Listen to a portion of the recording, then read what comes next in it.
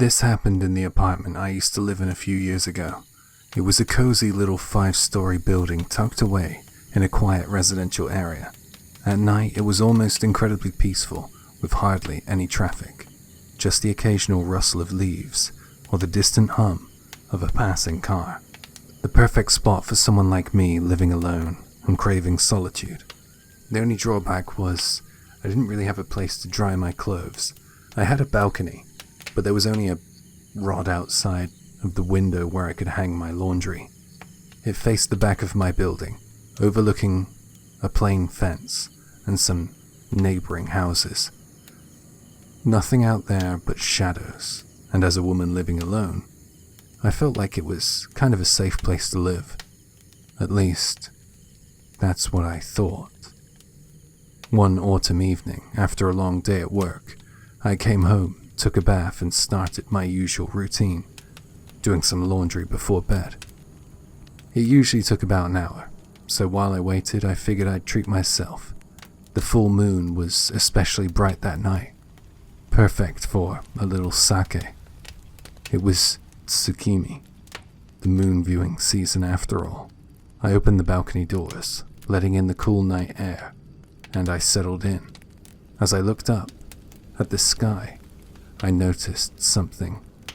Something caught my eye, something that made my heart skip a beat. There on the glass were handprints, larger than mine, pressed firmly against the outside of the window. The thing is, I never noticed them before. I mean, who would be out there? Why were they touching the outside of the glass? The prints were clear, like someone had been leaning in, pressing their hands against the window, just inches from where I usually sat. My skin crawled. I couldn't shake the feeling that someone or something had been out there watching me. From that night on, I stopped hanging my laundry outside. I never opened my balcony doors again, no matter what. I even moved out of that apartment eventually. But those handprints, they still haunt me. I'll never know who or what left them there, but sometimes when the moon is full, I can't help but think back to that night.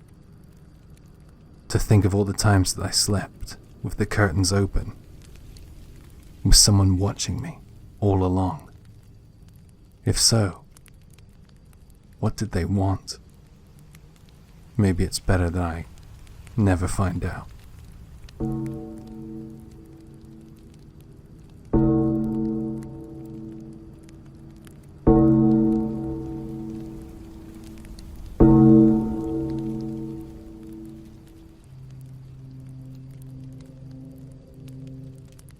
Across the world, the full moon has always been a symbol of mystery, its glowing presence linked to strange occurrences and supernatural tales. In Japan, this time of year is no different. As the moon rises and its light casts long, ghostly shadows, and the boundary between our world and the spirit world grows thin, and strangers come out when it's dark. In this compilation, we're diving into chilling stories tied to Tsukimi. These aren't just legends. They're the kind of tales that make you look over your shoulder when the moon is full, wondering what might be lurking in the shadows. As the ghostly shadows come alive under the full moon, it's important to remember that this is a festival, and it's also a time of celebration and tradition. While the moonlight may reveal the supernatural, it also illuminates the rich culture and flavors of Japan. And what better way to experience this than with a taste of Japan's seasonal delights? I'm delighted to say that I have partnered with Sakurako and TokyoTreat to share with you the rich flavors of autumn. With Sakurako, you can immerse yourself in traditional Japanese snacks, teas, perfect for enjoying under the full moon. Or if you're in the mood for something fun and modern, TokyoTreat offers a variety of unique and delicious Japanese snacks and candies that capture the playful spirit of Japan. Their collective goal is to invite everyone to experience Japan from the comfort of your own home through their snack boxes. So why not bring the magic of Japan straight to your doorstep? Now let's see what we get with the September boxes from Sakurako and TokyoTreat. First up is TokyoTreat. The seasons are changing and Japan's lunar party, Tsukimi, is almost here. Tsukimi, or moon viewing, is all about having a blast with family and friends and enjoying delicious seasonal treats. Dive into the fun and savor all the tasty, exciting Tsukimi-inspired snacks in this month's TokyoTreat box. Let's crack this bad boy open. First of all, they give you a booklet, which is really helpful because you can learn a lot about the snacks you receive, as well as the allergen information. Cool little postcard from the CEO there too. A banana castella, a fluffy banana-infused sweet cake. Nice. Senbei peanut mix here, which has a lovely salty and umami flavor. Next up is some caramel popcorn, great snack size on that one. Here we have some barbecue twist corn. I love crunchy snacks, so that's perfect. Kit Kats, I'll take the matcha Kit Kats to work, and I think I'll be pretty popular in the office.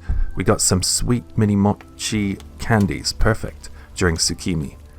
And some cronky, these look like cookie balls. Very chocolatey. A premium Black Thunder butter flavored bar from Fukuoka, chocolatey, nutty and buttery, wow. Golden Moon Senbei, honey and soy sauce flavored rice crackers, love the look of that. This ramen didn't last very long, the box arrived at lunchtime and it was perfect, delicious. Creamy colon next. These are crispy layered treats with a mellow lemon flavor. Excited by these for sure. Garlic, shrimp, Japanese chips. Next up from Osaka, Full Moon Rabbit Senbei from the Showa period, perfect for Tsukimi. Next we have some mini moonlight bites, sticking with the full moon theme again here. And to wrap up, we dive into some fried squid senbei, super crunchy and flavorful. Look at all that great stuff you can get with TokyoTreat. Now let's see what Sakurako has to offer. This month, like TokyoTreat, Sakurako invites you to capture the essence of Tsukimi and indulge in its authentic savory flavors. Celebrate the autumn season and enjoy a traditional moon viewing experience with Sakurako, perfect to share with a loved one. We get a cool postcard here, a great booklet which gives you all the allergy information you might need, as well as in-depth information regarding each snack and the festival's history. Very helpful. We begin with a dorayaki, roasted chestnuts infused with red bean paste, lush from my old stomping ground Aichi prefecture actually. Next we have kodaimai senbei, which has a sweet aroma and a great texture. Some traditional Tsukimi candy next, made by the finest Tokyo craftsmen. They are infused with Japanese pear and Kyoho grape. Some black sesame senbei from Tochigi prefecture next, coated with miso for that rich umami flavor. Usagipon senbei next from Osaka. These actually use 6 types of soy sauce to make these. We got a couple of Tsukimi mikan cream cookies. Sweet orange tastes there, goes great with a cup of tea. Next we have some delicious soft mochi from Ishikawa. On the left we have cocoa black soybeans, and on the right a light lemon baked chocolate cake. We have 2 custard taiyaki next, love the fish shape. Next a delightful pair of marshmallow like rabbits here. There's that other fish. Also here's a Japanese sweet potato, I absolutely love these. Next we have a delicious tea, I had it in my Itan Momen mug right here, Ryukcha. I brewed a cup after this and I really like this tea. There's just so much packed into these boxes, it's hard to keep track. Check out this final edition though, if I can get the box open. We have a Tsukimi dish from Gifu, a keepsake after all the delicious snacks have been eaten. This is high quality, I really like it. So just look at how much I got in this box, I'm very happy with it. So why not order a box for yourself or a loved one? Enjoy the Japanese experience from the comfort of your own home. Thanks again to Sakurako and TokyoTreat for sponsoring this video. Check the link below and use my code to get a box of your own. Now, with no further ado, let the scary stories beneath the full moon unfold.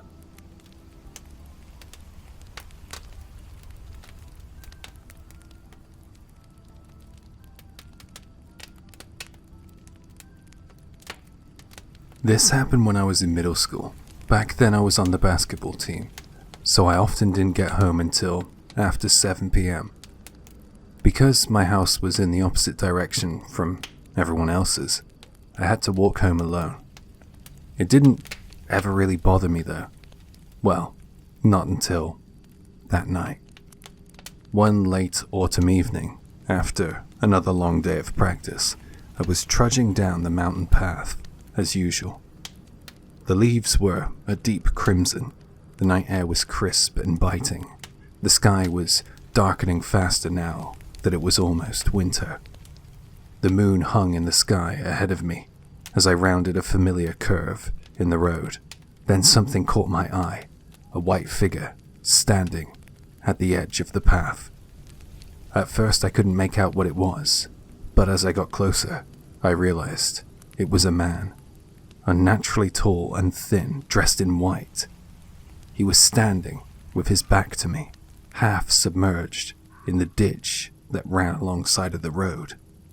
A chill ran down my spine. What's he doing here? I thought, my heart beating fast. There was no other routes to take. I had to pass him to get home. I hesitated. I noticed something odd about him. His limbs were long, his arms hanging down almost to his knee, the white fabric of his clothes draped loosely over his really bony frame. He stood perfectly still, not moving an inch, as if frozen. Why was he stood there, not doing anything? It was cold out. I didn't understand it. I felt sick to my stomach, but I couldn't stand there forever. My mum got mad at me if I walked in the door when dinner was on the table, so I had to get a move on. I took a deep breath, trying to calm the butterflies inside me, and started to walk past him, my steps slow and cautious. 5 meters, 3 meters, 2 meters. He didn't move. My pulse was pounding in my ears, and it was weird because I could almost feel the weight of his presence bearing down on me. But as I got closer, I noticed something even more disturbing. His body seemed to bend slightly, like a tree in the wind, though there was no breeze. I forced myself to keep walking, until I was finally past him. I hurried away, half running, my breath coming in quick, shallow gasps. I didn't look back. I was glad it was over, but little did I know, it wasn't really over. The next day, it happened again, and the day after that. Each time, he was there in the same spot, standing in that strange, twisted position. His back was always to me, his limbs dangling unnaturally, his head bowed, as if in deep thought. By the third day, my fear had turned into something else, a nagging curiosity.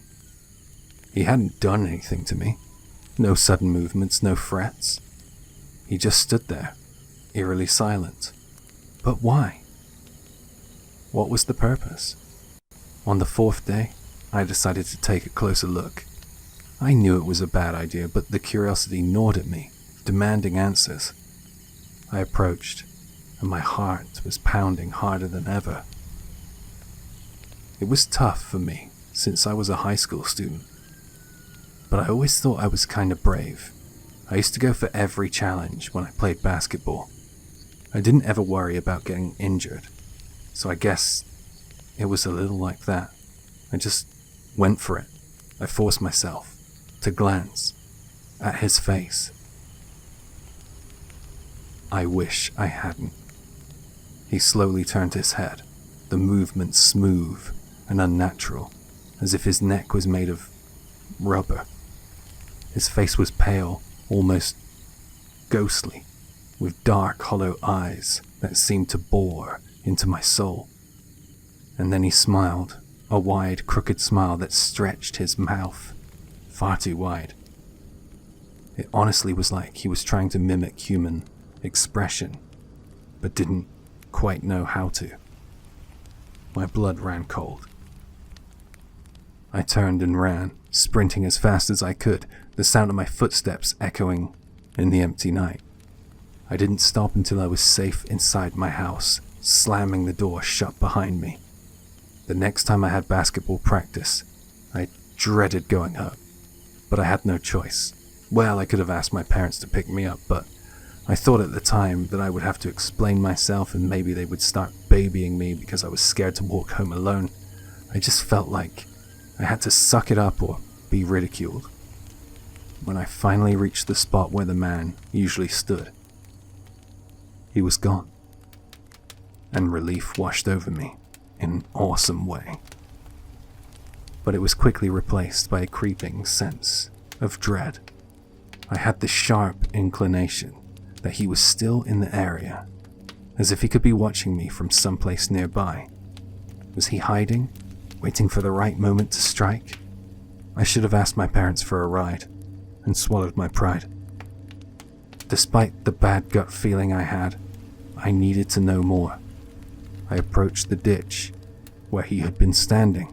My hands were trembling, I remember that clearly, as I peered into the shadows. Something caught my eye.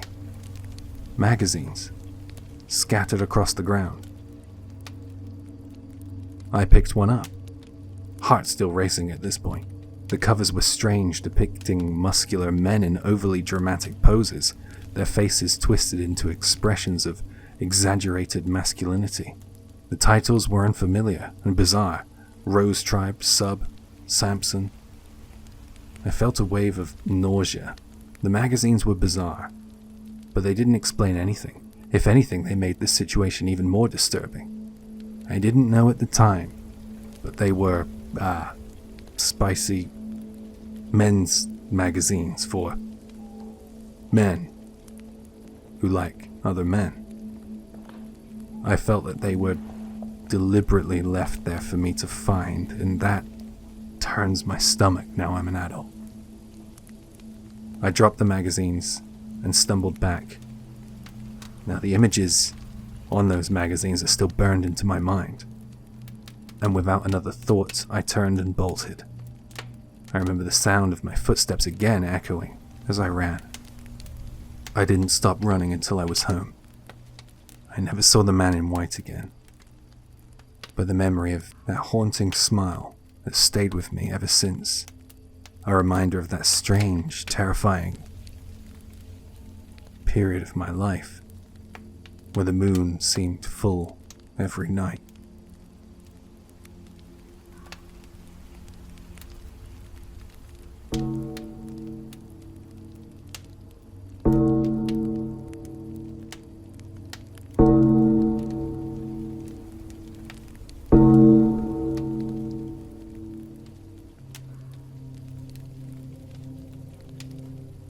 Hi, Jay here. I almost didn't include this one, but I feel like it has a place in this collection.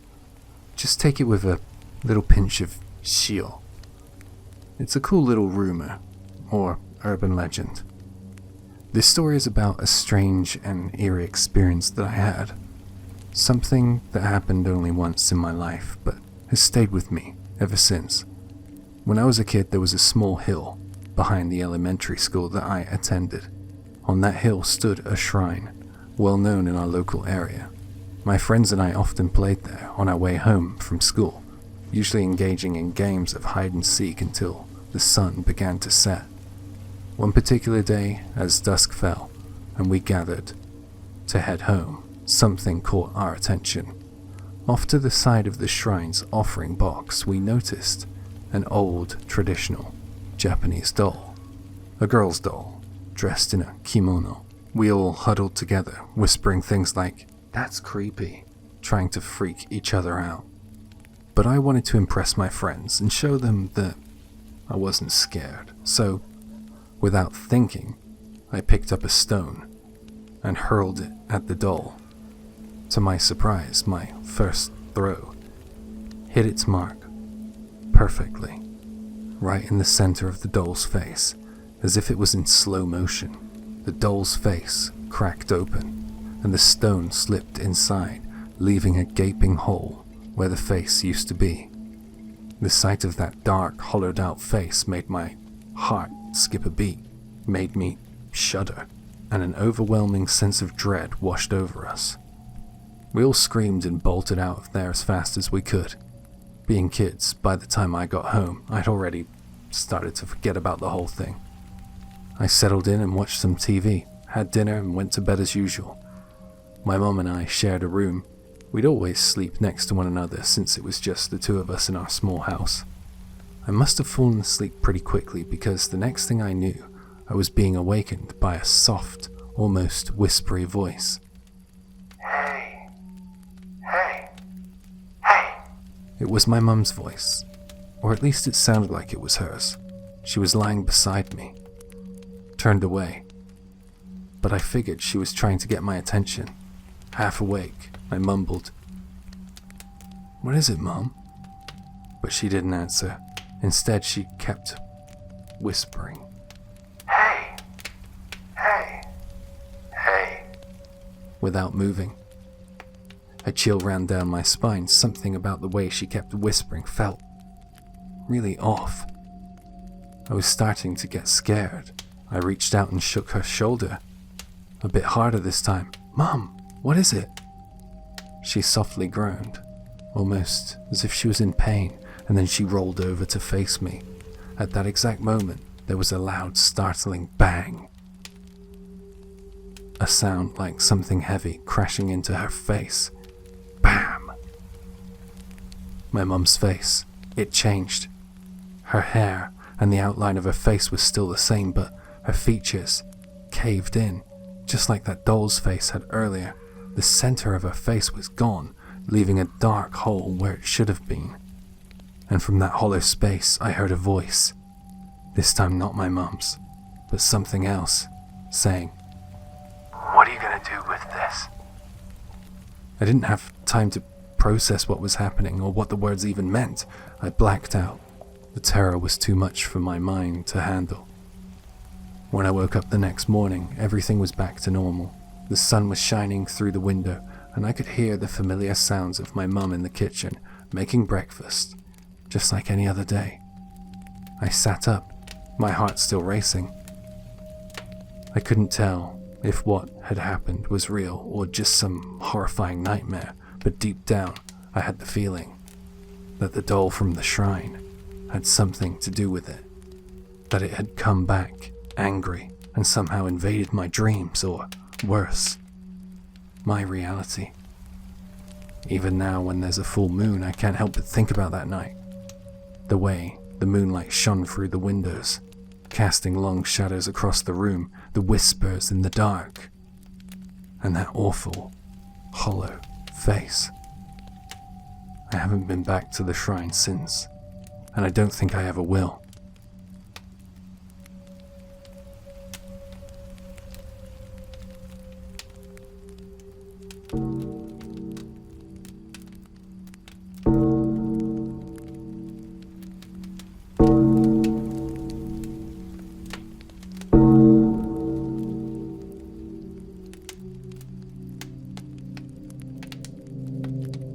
There was this eerie experience I had one autumn night that still sends shivers down my spine whenever I think about it. It all started one night when I was out driving around with a friend. We didn't have a particular destination in mind, just cruising through the back roads of our prefecture, enjoying the cool night air. After a while, I suddenly felt the urgent need to use the bathroom, so we decided to stop at a nearby park. We pulled into the parking lot, and as I got out of the car, I glanced at my watch. It was around 3 a.m. That dead of night hour where the world feels eerily quiet. My friend, who's always been a bit jumpy, hesitated and asked, Should we go somewhere else? but I was too desperate to wait. There wasn't another restroom in sight, so despite my friend's protests, I dragged her along with me towards the park's restroom. The park was built on the ruins of an old castle and was usually bustling during the day, especially in spring when the Cherry Blossom Festival brought crowds of people, but at this hour, it was deserted. The park was dimly lit by a few streetlights, and the moon was almost full, making it bright enough to see without too much trouble. The combination of the streetlights and the moonlight made the park look almost serene. But there was a stillness in the air, like an uncomfortable pause. There was just something that made you feel a little apprehensive. After finishing up in the bathroom. I felt like stretching my legs a little bit. It had been a while since I last visited this park, so I suggested that we take a quick stroll around while it was quiet before heading back. My friend, who's not a fan of anything remotely spooky, was understandably reluctant. But knowing how much I love exploring places, especially at night, she begrudgingly agreed. I thought that it would be pretty cool to be in the ruins alone. Just us girls. It made me feel kind of brave. The park had this gravel path lined with cherry blossom trees, which were beautiful in the spring, but now, in the autumn, the trees looked bare and kind of depressed. The path led to a flower garden that was divided into 4 sections. In the middle of the garden there was a small pavilion, a simple structure with no walls, just a roof and a couple of benches underneath. As we walked closer to the garden, my friend suddenly stopped dead in her tracks. I turned around, wondering if she had tripped over something, but before I could ask, she pointed towards the pavilion, her voice trembling as she whispered, There's something there. Look. I squinted in the direction that she was pointing in, my eyes struggling to adjust to the shadows under the pavilion's roof. It took a moment, but then I saw it too. A dark, shadowy figure slumped on the bench. I'll admit it, my heart skipped a beat. My friend was practically shaking, but somehow seeing her so panicked helped me keep my cool. I kept staring at the figure, trying to make out what it was. It was too dark to see clearly, but something about the shape of it didn't feel right. After what felt like an eternity, though it was probably only a minute or two, I realized what it was. The shadowy figure wasn't a ghost or a cryptid or anything supernatural. It was just a homeless person, probably using the pavilion as a makeshift shelter for the night. I noticed a couple of bags and some old shoes tucked in under the bench, confirming my guess. I tried to calm my friend down. I whispered, "Let's go. It's just someone sleeping there. No need to freak out." We quickly backed away, careful not to make any noise, and we headed back the way we came. My friend, still shaken, kept asking, What was that? Did you see that? "It's just a homeless guy," I reassured her, "probably sleeping there for the night." My friend seemed a bit relieved, but I knew she was still on the edge. Honestly, at that hour, it was more concerning to run into a stranger in a deserted park than to see a ghost. We started talking about random stuff to lighten the mood as we made our way back along the gravel path. The park was quiet, the only sounds being our footsteps crunching on the gravel and our low voices. But after a few minutes, both of us suddenly stopped and turned around at the same time. We had heard something, a sound that wasn't our own. It was footsteps, but not the slow, steady kind. These sounded like someone was running, coming from somewhere behind us. I tried to brush it off, thinking maybe it was just our nerves playing tricks on us. But the sound was real and getting louder, like something or someone was coming towards us fast. My friend grabbed my hand. I knew she had heard it too. The sound wasn't just footsteps, it was almost like the quick, erratic rhythm of something with more than 2 legs. Like an animal, maybe. But it didn't quite sound like a dog either. There was something unnatural about it. I tried to tell myself it was someone walking their dog late at night, but the closer the sound got, the more uneasy I felt. We kept walking, trying to act normal, but every few seconds, I'd glance over my shoulder. Each time I did, the footsteps would stop, and there'd be nothing there. No person, no dog, no animal, no sign of anything. Just the eerie, empty path behind us. By now we were walking faster, almost at a jog, heading straight for the car. But the footsteps didn't slow down. They seemed to be keeping pace with us, closing in with every step. Finally, just as it felt like the sound was right behind us, I spun around, pulling my friend behind me, ready to face whatever was there. But there was nothing. Just empty space and the stillness of the park. The footsteps had stopped as suddenly as they had started, disappearing into the silence of the night. My friend was freaking out, saying, Something just passed right by me. I felt it. It brushed against my arm. I felt it too.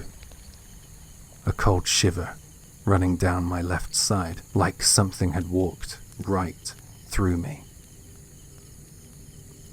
I have no idea what that was. We didn't waste any more time. We bolted back to the car, not daring to look back again. Whatever it was, whether it was our imagination or something more, I wasn't about to stick around and find out. Even now, when I think about that night, I can't shake the feeling that something really was there, something that we couldn't see. And I'll tell you one thing, I'm not keen on going back to that park anytime soon.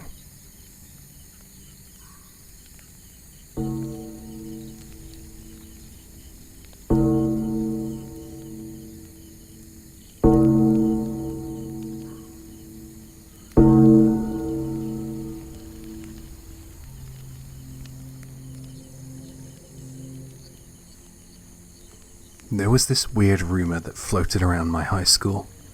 A creepy story that everyone seemed to know, but no one could ever confirm if it was true, or just one of those urban legends that teenagers pass around to spook each other. It's the kind of tale that sticks with you, lingering in the back of your mind, especially when there's a full moon, or when the night is suddenly filled with the crackle and boom of fireworks. Even now, years later, every time I hear fireworks, I can't help but think about it. Anyway, it goes like this. Hey, was there supposed to be a festival today? Kay asked, suddenly, his voice crackling through the phone.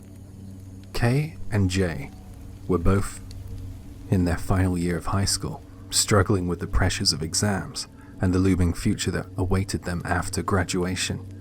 Now, Jay had called Kay to ask for some help with some particularly tough spots in their study material. This was back in the days before the internet was widely available. So if you needed help with something, you just picked up your landline and called friends directly. It was summer vacation, a time when the air was filled with the sounds and smells of seasonal festivals in nearby towns.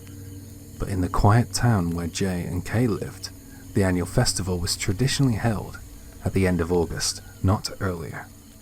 This is why Kay's question caught Jay off guard. No, I don't think there's a festival today. Why are you asking? Jay responded. His voice was tinged with confusion. Well, I can hear fireworks going off. Don't you hear them? They're really loud. Kay's voice sounded a little bit urgent and insistent. Jay paused, holding the phone tightly as he listened carefully. He even walked over to a window, opened it. But there was no fireworks, no booming explosions echoing through the air, just the quiet hum of a summer evening. See, there it is again. Kay insisted, his voice growing more excited and concerned at the same time. But despite pressing the phone even closer to his ear, Jay couldn't hear anything that resembled fireworks. The odd thing was that Kay lived less than a kilometer away from Jay. Less than half a mile. If Kay could hear fireworks, then logically, Jay should have been able to hear them too. But there was nothing. No sounds, no flashes in the sky, just silence. They just went off again. Kay said, his excitement now tinged with urgency. But Jay still heard nothing, not a single sound. I'm gonna go check it out. See where this festival's happening. Maybe I can catch the fireworks. Kay said suddenly, and with that, Kay's voice cut out. Jay could still hear the background hum of the phone line, but it was clear that Kay had left the receiver behind in his rush to investigate the source of those mysterious fireworks. Jay waited 5 minutes, 10 minutes, but Kay didn't come back to the phone. No matter how many times Jay called out, there was no answer from Kay, just that faint hum on the other end of the line. After nearly 20 minutes, Jay finally hung up the phone, figuring that he'd try to reach Kay later. He left Kay a message, just in case. "Did you find the festival?" But that message was never answered, and as it turned out, that was the last time that Jay ever heard from Kay. The next day, when Jay called Kay's house, he was shocked to find out that Kay had gone missing. The police were quickly involved, and Jay told them everything. How Kay had heard the fireworks and had gone out to check, but the strangest thing was, there hadn't been any festivals or fireworks displays anywhere nearby that night. The police just looked at Jay with puzzled expressions, unable to make sense of his story. The sound of fireworks that Kay had heard, Jay sometimes wondered if it was something he shouldn't have heard at all. It reminded him of the old Greek myth of the sirens, those enchanting yet deadly creatures whose songs would lure sailors to their doom on treacherous shores. Maybe, just maybe, Kay had been drawn in by those mysterious booms, leading him somewhere he was never meant to go, to a place where no one could ever find him. Years have passed since Kay's disappearance, but no trace of him has ever been found. Every summer, as the days grow longer and the nights are filled with warm breezes, Jay can't help think about Kay. And then, on those nights when the moon was at its fullest and brightest, just like the night he spoke to Kay, Jay thought he had heard it too, a distant boom, like fireworks, echoing through the night.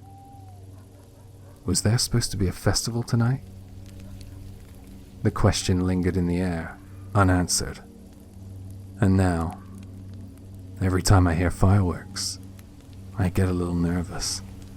Because who knows what's really out there, hiding behind that sound. It's the strangest thing, the kind of thing that makes you wonder if some stories, no matter how unbelievable, might just be true after all.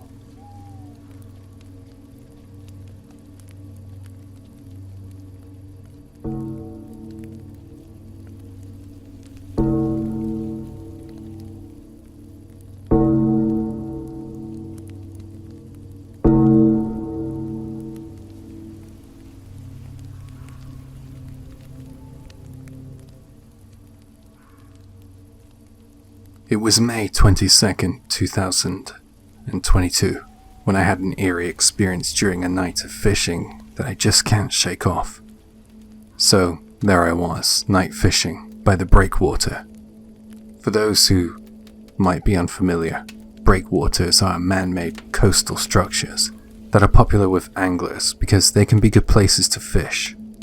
These structures are usually built parallel to the coast and are made of large boulders that fit closely together, creating holes that smaller fish can use as shelter. Usually this spot has a crowd, 4 or 5 people at least. But tonight, I was the only one there. Lucky me, I thought. No need to worry about my line drifting off into somebody else's space. I was in a great mood, thinking I had the place all to myself, and I could focus entirely on my fishing. It was a full moon that night, and the tide was high, and the conditions seemed perfect. But there was one problem. The moon was right in front of me, shining way too brightly. For some reason, that kind of brightness doesn't sit well with the fish. They tend to be less active, and I started thinking that maybe I wouldn't catch much. But then, out of nowhere, I began getting some strong bites on my line. Every time I reeled it in though, there was nothing on the hook. Well, no fish. The bait was there, untouched, and as any seasoned angler would, I tried a couple of different baits, but nothing was working. It was unlike anything I'd ever experienced. Weird, I muttered to myself. I kept casting my line. I was determined not to give up. Then something strange happened. As soon as my float sank into the water, a round object popped up right beside it. The sea was shimmering with the reflection of the moon, so from my vantage point, the object was backlit and appeared pitch black. It was about the size of a bowling ball. Is that a boy? I wondered. But then, the object suddenly sank below the surface again. Could it be a porpoise? I thought, but then I quickly dismissed that thought. Porpoises don't stop like that. And if it were one, it would have surfaced to blow air. A seal, maybe? But then again, do seals even come this far south? Could it be a cormorant? It would have a long neck, surely, if that was the case. I concluded that it must have been some animal messing with my fishing gear. After that, the bites stopped completely. I had had a couple of nibbles, but now I was getting nothing, which left me feeling a bit irritated. I decided to take a break. I put the rod down, grabbed some sake from my cooler and my cup, and I sat there, sipping it, while the wind died down. The sea became so calm it looked like a mirror. I munched on some dried squid, finished my drink, and started to feel a bit more at ease. I took a deep breath and felt a little less tense. Sitting on the cooler, I twisted my body around, turning on my headlamp, and I opened my tackle box that I had placed to my right. I fumbled around until I found a small float that I figured would just be visible enough in the calm water. My plan was to try to detect even the tiniest bites. I started to stand up to return to my original position, but as I turned back around, I caught sight of something. There, just before the edge of the breakwater, I saw a woman's face staring at me. It felt like Mike Tyson had landed a punch right in the center of my chest. The shock ran through my whole body. The woman had long, slightly wet hair. It was black, and it was parted in the middle, and she was glaring at me. Her eyes were piercing. She was about a meter away from me. I was so startled that I could almost feel my heart, ears, and nose thumping in sync, but I didn't scream. Immediately my thoughts turned to the paranormal, but then I realized that her face looked completely human, just like anyone you would pass on the street. I have no idea how long we stared at one another, but eventually I started to calm down a bit. Even though she was glaring, I noticed that she was actually quite pretty. I managed to choke out some words. What are you... It probably came out as gibberish. But she was just staring at me, silent as ever. I took a deep breath and I tried again and I said, What do you want? There was no reaction from her. The silence was unbearable. I decided I had to do something, so I forced myself to get back to fishing. I looked away from her, turned back to my original position, and with trembling hands, started changing my float. I didn't want to be intimidated, so that's why I didn't leave. You don't know me, but I'm a really stubborn person. I was fumbling so much that I'm not even sure I tied the float on properly in the end, but somehow I managed. Carefully avoiding shining my headlamp in her direction, I bent down to get some bait to put on the hook. I switched off my headlamp and cast my line again. I mean, I probably should have left right then and there, right? But I wouldn't be sharing my story if I did. At that point, there was no way that I could concentrate on detecting any bites, because I knew she was still there. just off to my right. But the background was a mess of complex shapes from the tetrapods, so I couldn't see her out of the corner of my eye after I turned my headlamp off.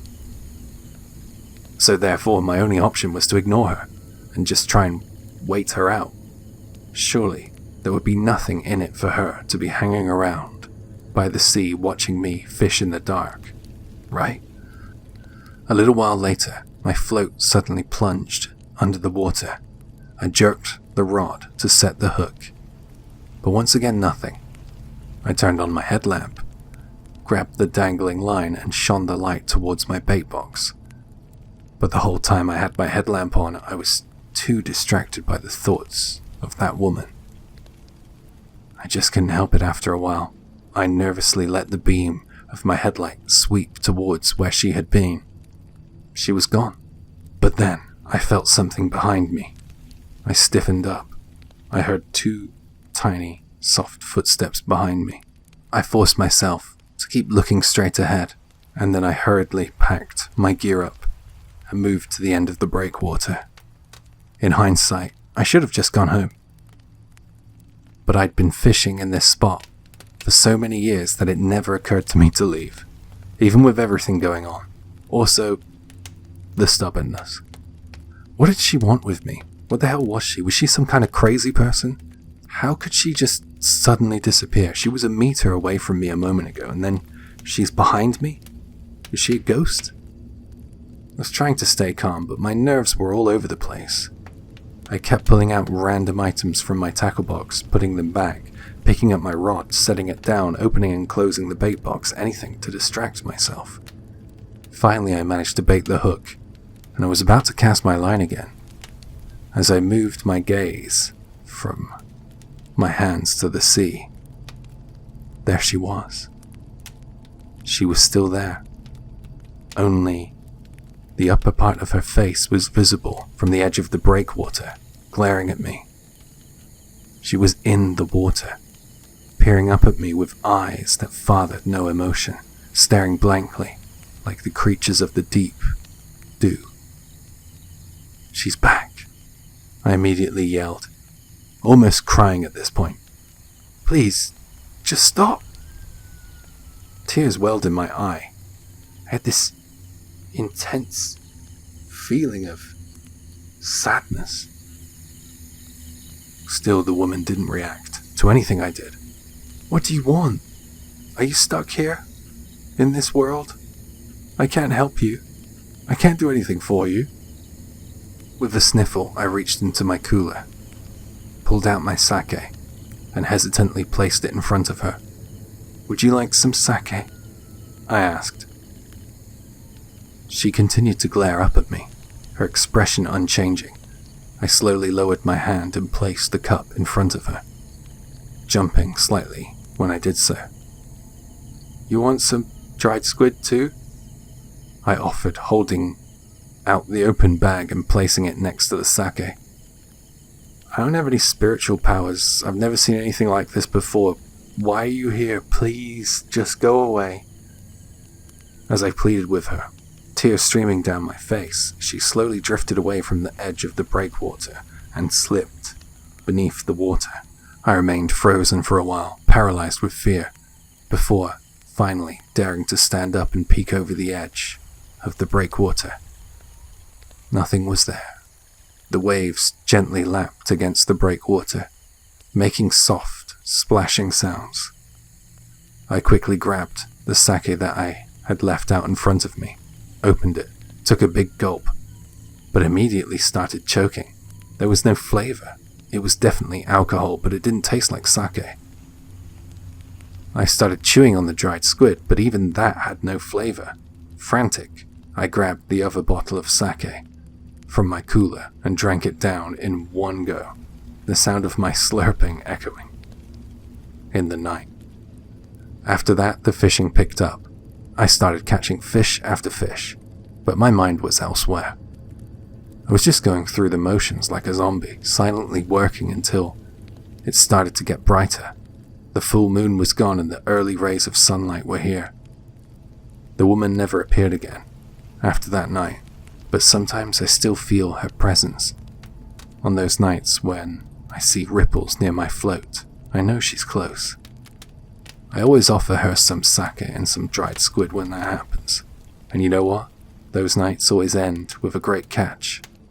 But I never did find out who or what she really was. I have my own idea of what happened to her. I guess you can put two and two together in this situation.